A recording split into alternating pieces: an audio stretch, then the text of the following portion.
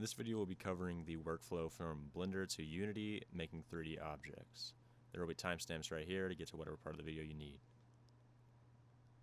To begin, we're just going to be adding a reference image in the Blender scene. You can do this by adding Control-Alt-Q, and this will send you in this 4-quadrant mode. I'm going to click on the front orthographic view at the bottom left, and then go to Add at the top left, and add in reference image.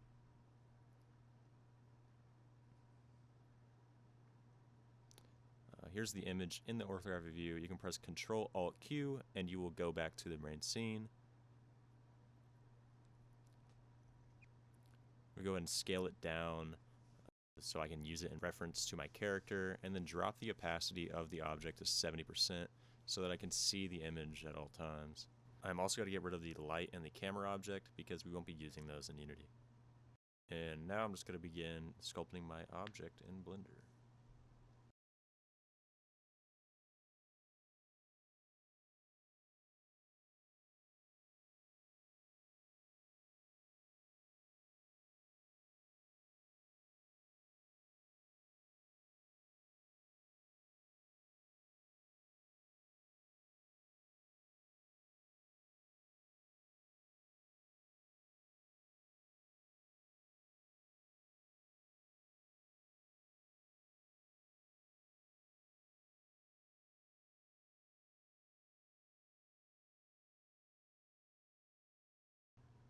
I'm now done creating my object in Blender, and now we're just going to UV edit the back cushion of the object. We can start by trying to unwrap it in the first place. This is what will happen. It'll be very compact, and you won't really be able to work with it very well. So we're going to go over here, and we are going to start cutting seams into the object. This will be at any point of the object that you believe there should be a seam there. So act like the object is an article of clothing where you'd imagine a stitch would be going, and that's where you would make these marked seams. I just did this by right-clicking and pressing Mark Seam, and yeah, we're just going to go around the whole cushion here.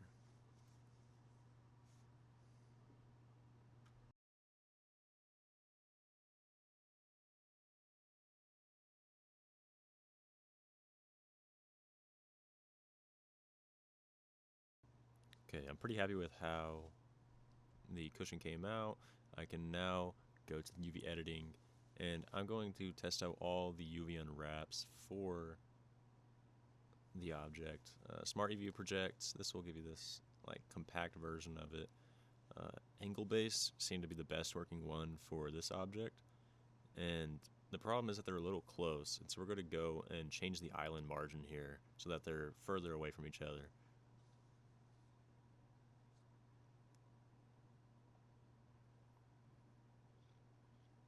Now that they're fully unwrapped, we can go and click and see which parts of the object are where in the UV editing. And then to export this, you'll just go to UV, Export UV Layout, and then put it somewhere you can find it in your folders. I'm going to open it in Photoshop here, and this is what it'll end up looking like. And you can go in Texture Paint or whatever type of work you want to do. I'm going to end up using just a texture, and I'm not even going to use any of this, but this is how you would UV unwrap something and then paint it in another program. This is the texture that I ended up making. It's going for like a snowflake, floral pattern type of thing. After this, I'm just going to add some adjustment layers and make the object look more used and barren.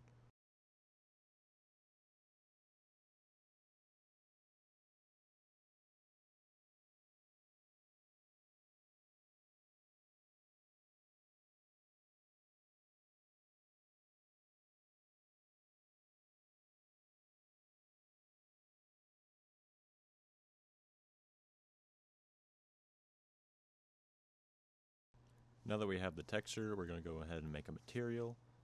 Just go to the bottom and click in Shader Editor. We're going to name this Seat Back for the back of the seat. And then using Node Wrangler, press Control T, and this will open up the textures where you can go in and select whatever texture that you made. I'm going to drag and drop it, and this is what it'll end up looking like. If you don't have Node Wrangler installed, press Shift A, add your image texture, and then put a mapping coordinate in the vector node, and then a texture coordinate into the vector node with a UV to the vector. I'm going to mess with the settings a little bit here to see if it looks any better, but now we're going to just go to UV unwrapping, and I'm going to map all of these objects and sections of the UV to the image and give it a little bit of charm.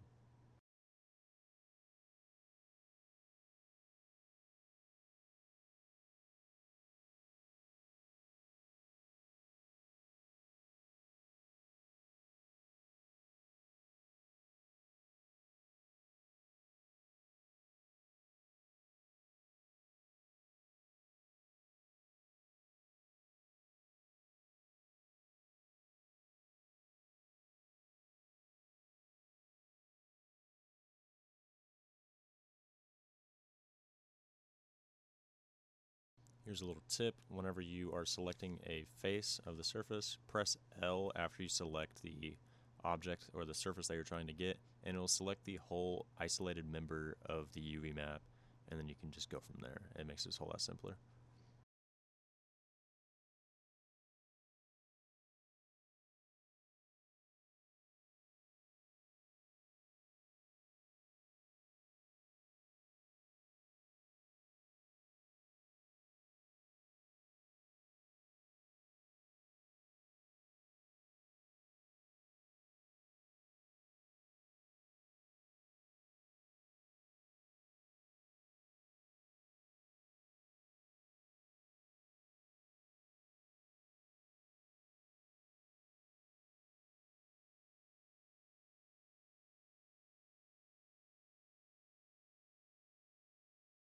Now I'm fairly happy with how the textures turned out, and I'm going to go into the material and start working with changing the colors, figuring out what I want to do. I'll drop the roughness a little bit, bring the metallic up, and I will then start adding color differences. So first I'm going to try out the color ramp and see if it can make it any better.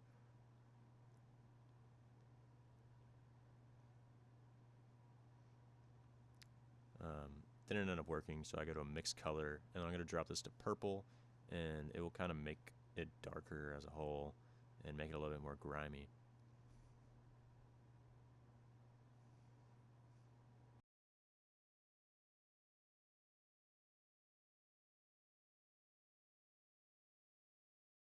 Now I'm just going to go ahead and start working on the cushion. It's going to do the exact same thing, marking seams and then mapping everything to the UV.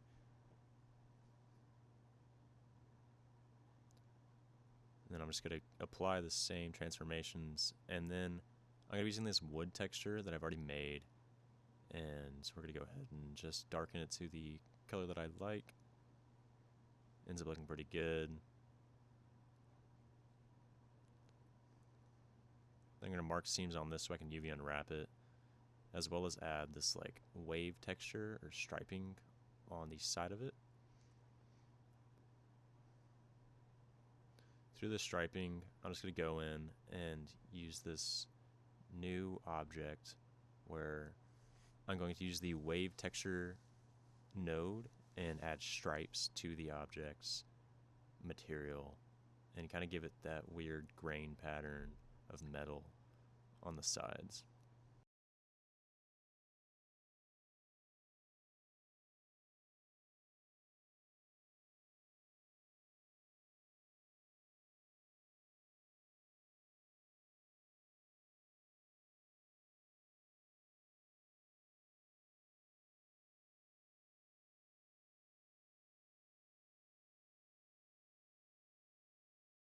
And finally, we're just going to finish the armrest and go in UV unwrap it and mark seams, same as before. And this one, I'm just going to make it pretty much all white, and yeah.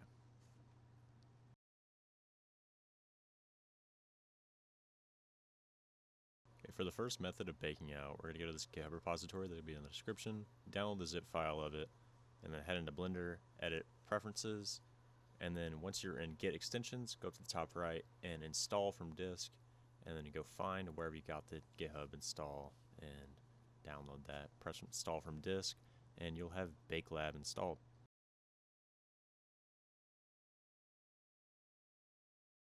BakeLab will then be on the right side of your screen where you can click on it, and we are going to first bake out the seat. This bake mode will bake out an Atlas and all-to-one version. You can do individual objects and you'll bake out each individual material by themselves. Then we'll go to the bottom, press the plus, and then we'll do the albedo, which is the base color. And then we're going to just crank the anti-aliasing up and the samples up, just in case. Now we're just going to go ahead and press bake, and that will bake out your image texture. Once you do this, go to the image editor and grab the atlas. Mine's just an image. This is because I didn't actually UV unwrap everything. It's just an image texture put on everything. So make sure you go over to images and save a copy of it. Then we're going to do the sidewall. This will be the same thing, except we'll be baking a normal this time. So go up to the top right, albedo again, bake that out, and that'll bake out the wood, and everything else is the base colors. Make sure you save this out. It'll look something like this. It'll be actually atlased and UV unwrapped.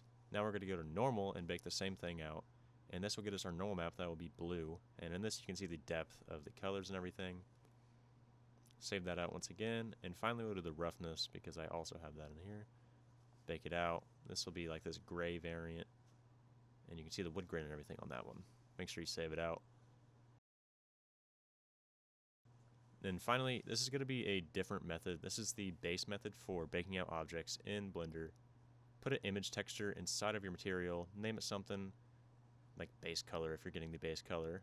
Make sure you're on sRGB for the color space. And you need to be in cycles, go to the right and render, go down to bake.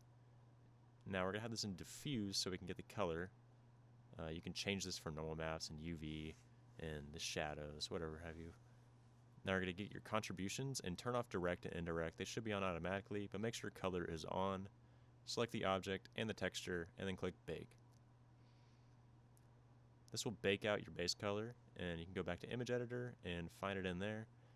And this is what it'll look like. It won't be on an atlas, so you'll just get the one color, and you'll have to bake out each material individually. Go ahead and save it somewhere you can find later. Now, before we export to Unity, we're going to make sure we have the image textures put into the objects so we can use them in Unity. We're just going to put the atlases for the side of the wood into here.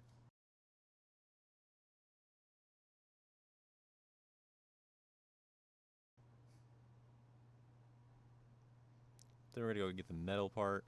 Just do the same thing. Put the image texture for each of them, for the base color and the normal. And then finally, we're going to do the cushions. Same thing. Grab an image texture, go to your atlas, and put that into base color. Everything turned out pretty good. I'm going to go ahead and clean up the scene here, get rid of everything that's extra, and apply all of my transformations and modifiers. Now we're going to export it. Go to File, Export, and then export as an FBX. And go ahead and put that somewhere that you'll find it later. Now we're in Unity. We're going to make a folder that we're going to import the models into inside of the assets. Drag and drop your FBX file into the models. And there you go, your model is now in Unity. We're going to go ahead and click on the prefab and change the scale factor up, go down, and we can click apply. And that'll scale the object up as its prefab, and every time you drop it in now, it'll be at this scale. Now the materials for our object aren't going to be working because the material system for Blender and Unity are very different. So we're just going to add materials ourselves. Go ahead and click create and material. Now we're going to drag our textures back into Unity and apply them to each of the materials that we created. So for the metal, we're going to create the metal atlas, which is the albedo, and then add the metallic, which we don't actually have, but the roughness is somewhat similar, so we're just going to put that on anyway. And then the normal map, which you'll have to click fix now because it won't import as the correct file format. Once we have all the materials done, we're going to go into each material and drop the smoothness down to 0. And now that the surface smoothness is 0, it will look more like the image texture and not be as shiny.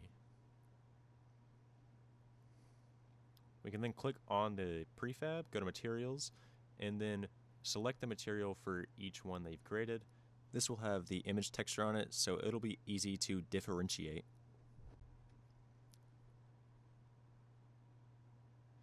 Now I'll just go to do this for the rest of the materials.